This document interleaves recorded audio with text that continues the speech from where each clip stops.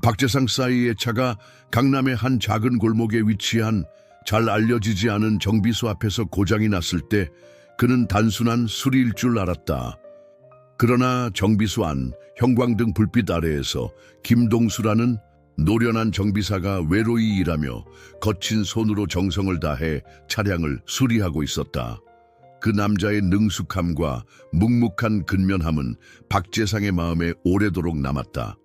일주일 후 박재상은 감사 인사를 전하려 다시 그 정비소를 찾았지만 문은 닫혀 있었고 불빛은 꺼져 있었다. 그가 목격한 것은 그를 보도 못할 충격에 빠뜨리기에 충분했다. 해가 저물며 서울 거리를 황금빛으로 물들일 무렵 한적한 동네의 작은 정비소 안에서 김동수는 기름때 묻은 손을 닦으며 한숨을 내쉬고 있었다. 그의 나이는 7이 둘, 평생 자동차 수리에 몸담으며 혼자서 정비소를 운영해 온 그는 최신식 대형 정비 체인이나 대리점을 능가할 만큼 사람들의 신뢰를 받아왔다. 정비소가 화려하지 않았던 것은 단지 그의 정직함과 실력 때문이었다. 그러나 그 신뢰도 병원비를 감당할 수는 없었다. 김동수는 가슴 한쪽에 익숙한 불편함을 느끼며 아마도 단순한 피로일 뿐이라며 스스로를 다독였다. 질병에 빠질 시간은 없었기 때문이었다. 막 문을 닫으려던 그때 생명을 위해 버티는 엔진의 우렁찬 소리가 정비소 안을 가득 채웠다. 문가 쪽으로 시선을 돌린 동수는 체리색의 세련된 페라리 한 대가 천천히 정비소 앞에 멈춰 서 있는 것을 확인했다. 그 차는 눈부시게 멋지고 값비싼 차로 화려한 전시실에 어울릴 법한 모습이었지만 이 소박한 정비소 앞에 나타난 것은 매우 이례적이었다. 엔진은 마지막 한 번의 기침을 하듯 소리를 내더니 완전히 멈췄고 잠시 후 운전석 문이 열렸다. 문에서 나온 이는 키 큰 남성으로 검은 가죽 재킷과 어두운 청바지를 입고 있었으며 마치 촬영장에서 막 내려온 듯 선글라스를 벗으며 여유 있는 미소를 지었다. 그는 다가와 차분한 목소리로 말했다. 안녕하세요. 제 차 좀 봐주실 수 있을까요? 동수는 페라리를 힐끗 바라보다가 낯익은 기분이 들었지만 바로 떠올리지는 못했다.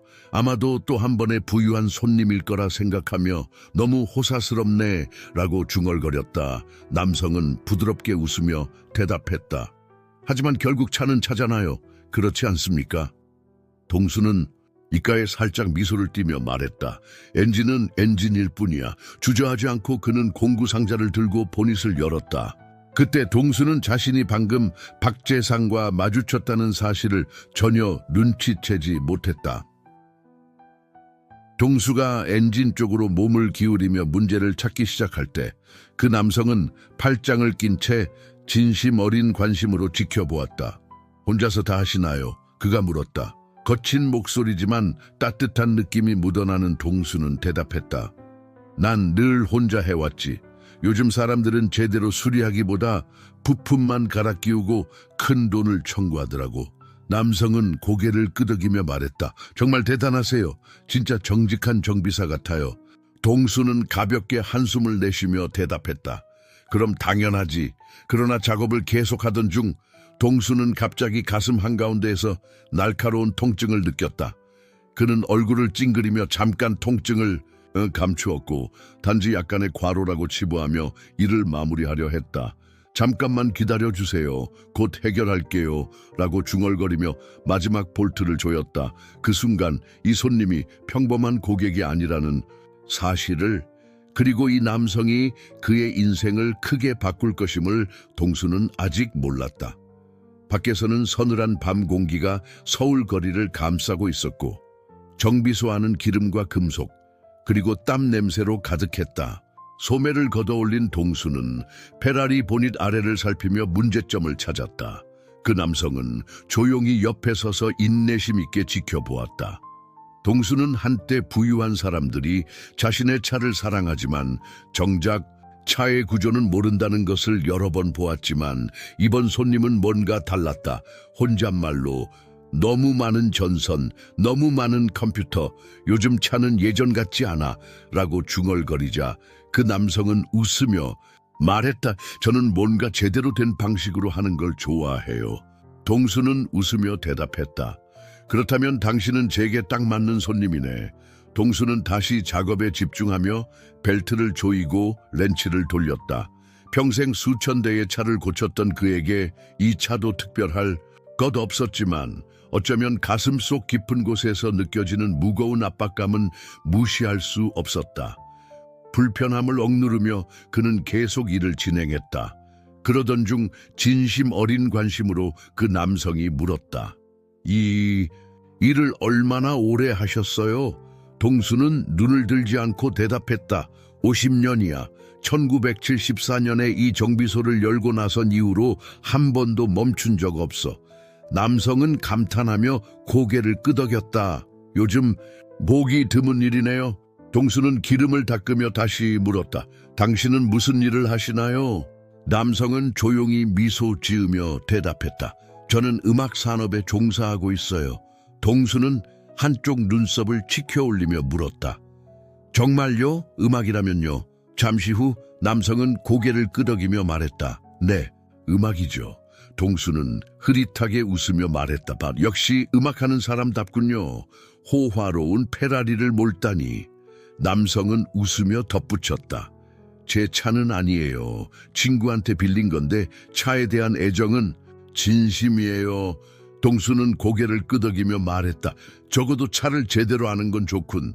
돈 많은 사람들이 차를 단순히 장식품처럼 대하는 경우가 많으니까.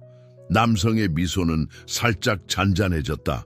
그때 동수가 다시 엔진 쪽으로 돌아가 렌치를 움켜잡던 순간 갑자기 몸이 굳어졌다. 날카로운 화끈거림이 가슴을 관통하며 옆구리까지 퍼지자 숨이 막히고 시야가 잠시 흐릿해졌다. 통증은 금방 사라졌지만 그의 손은 약간 떨렸다. 동수는 이를 악물며 이런 증상이 이미 한동안 계속되고 있음을 알면서도 멈출 수 없었다. 힘겹게 마지막 볼트를 조이자 엔진은 완벽하게 고쳐졌고 그것만이 중요한 것이었다. 그는 한 발짝 물러서서 땀을 닦고 말했다. 자, 이제 한번 시동 걸어봐. 남성은 운전석에 앉아 키를 돌렸고 엔진은 부드럽고 완벽한 소리와 함께 다시 살아났다. 만족한 동수는 팔짱을 끼며 말했다. 잘 됐네. 남성은 핸들을 쓰다듬으며 미소 지었다. 멋지네요. 그는 지갑을 꺼내며 물었다. 얼마 드릴까요? 동수는 고개를 저으며 말했다. 아무것도 아니요. 차가 제대로 달리는 걸 보면 그게 제 보수야. 남성은 놀란 표정으로 말했다. 정말요? 물론이지. 문제가 생기면 언제든 다시 오면 돼. 잠시 동수를 바라본 후 남성은 미소를 지으며 덧붙였다. 다음번에는 따뜻한 차 한 잔 대접할게요. 동수는 웃으며 대답했다. 하지만 요즘 유행하는 그런 고급 커피는 안 돼, 알겠지? 남성은 웃으며 페라리로 다시 올라갔고 창문을 내리며 존경스러운 고개를 끄덕였다. 곧 다시 뵙겠습니다, 동수 씨. 동수는 그저 낮게 중얼거리며 그 차가 사라지는 모습을 바라보았다. 자신이 도운 사람이 누구인지, 그리고 그 사람이 앞으로 자신의 삶을 얼마나 바꿀지 전혀 알지 못했다. 정비소 문을 잠그며 동수는 잠시 가슴이 답답해지는 것을 느꼈지만 곧 그 감정을 떨쳐내고 불을 끄며 하루를 마무리했다. 또 한 날, 또 한 대의 차가 수리되었다. 하지만 내일은 달라질 터였다. 그가 막 도운 손님은 이미 다시 찾아올 계획을 세우고 있었고 이번에는 빈손으로 오지 않을 터였다. 한편 페라리 엔진 소리는 조용한 서울 거리를 메아리쳤다. 박재상은 차를 몰며 밤의 서늘한 공기를 느꼈지만 그의 마음은 오직 김동수, 즉 오래되고 고집스러우며 진실한 정비색에만 가 있었다. 박재상은 수많은 사람들을 만났지만 가수, 제작자, 사업가들, 김동수 같은 사람은 드물다고 생각했다. 집에 돌아온 박재상은 한 잔의 물을 마시고 노트북을 켰다. 동수 정비소 강남이라고 검색하자 첫 번째 결과는 화려하지 않은 오래된 웹사이트였다. 동수 정비소 1974년부터 정직하게 라는 문구만 적혀 있었다. 그는 몇 장의 흑백 사진을 보았다. 젊은 시절의 동수가 당당하게 정비소 앞에 서서 공구를 들고 있는 모습이었다.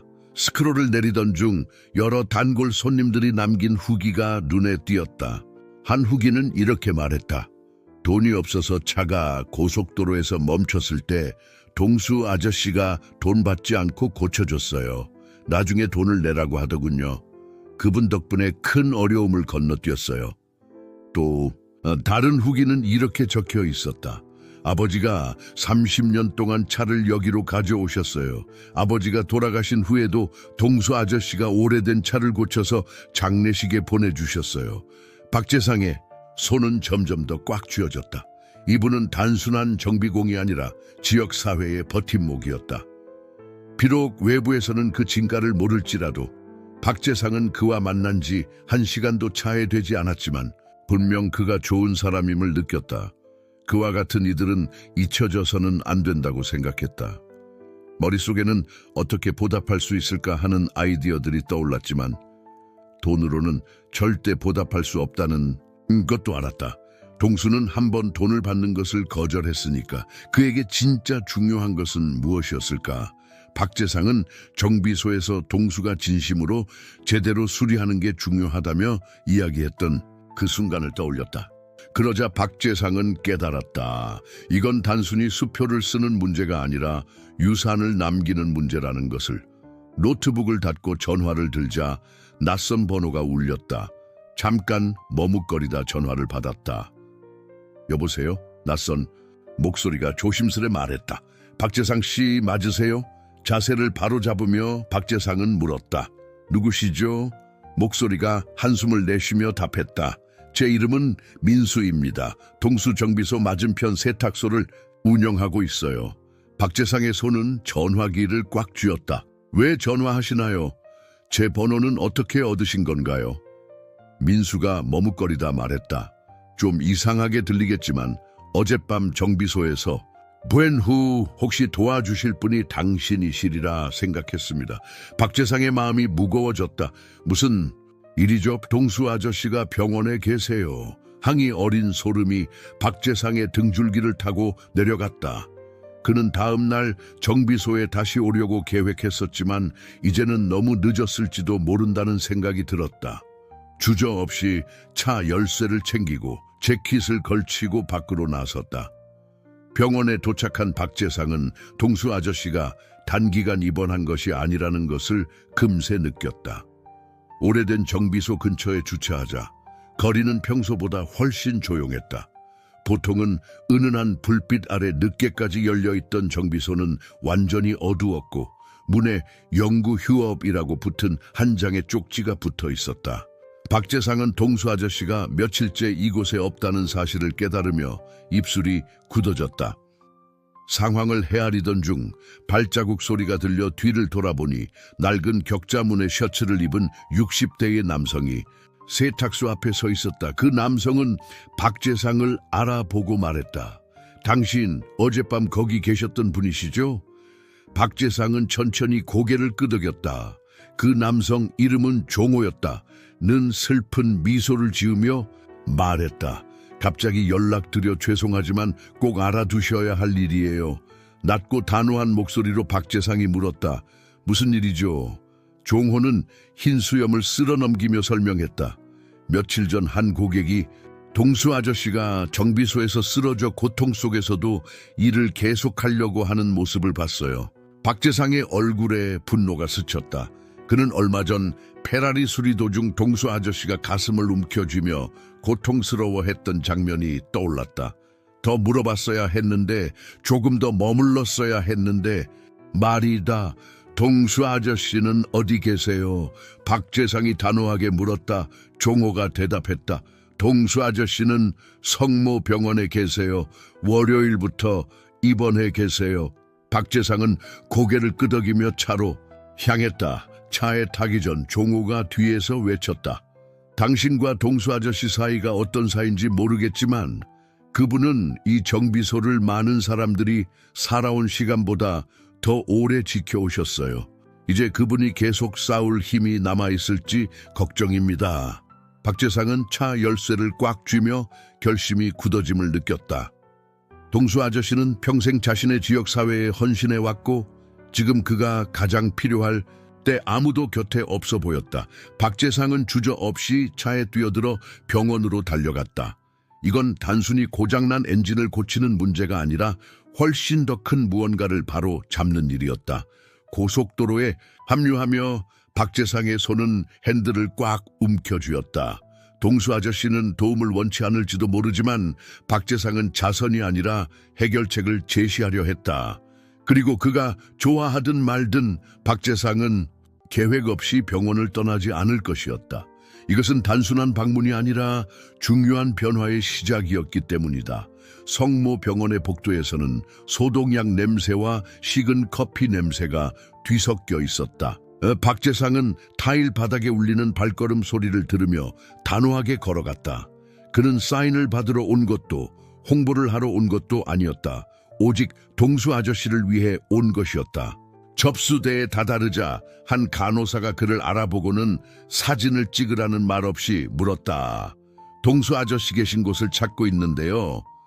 시스템을 확인한 간호사는 대답했다. 동수 아저씨는 며칠 전에 입원하셨어요. 317호실 3층에 계세요. 안정적이지만 말수가 적으실 겁니다. 박재상은 고맙다는 인사를 하고 엘리베이터를 탔다. 안정적이라니 다행이었지만 그가 거의 말이 없다는 건 뭔가 심각한 문제를 뜻했다. 어두운 병실에 들어서자 박재상은 침대에 누워 창백해진 동수 아저씨를 보았다. 동수 아저씨는 IV와 심장 모니터에 연결되어 있었다. 박재상은 잠시 멈춰서서 얼마 전 페라리 수리하던 동수 아저씨가 지금은 너무나 연약해 보이는 모습을 바라보았다. 그러던 중 동수 아저씨의 눈이 천천히 뜨이며 피곤함 속에서도 농담조의 목소리로 말했다. 젠장, 내 차 또 고장난 거 아니지? 박재상은 안도의 미소를 지었다. 동수 아저씨가 여전히 유머 감각을 잃지 않은 것을 보니 위로가 되었다.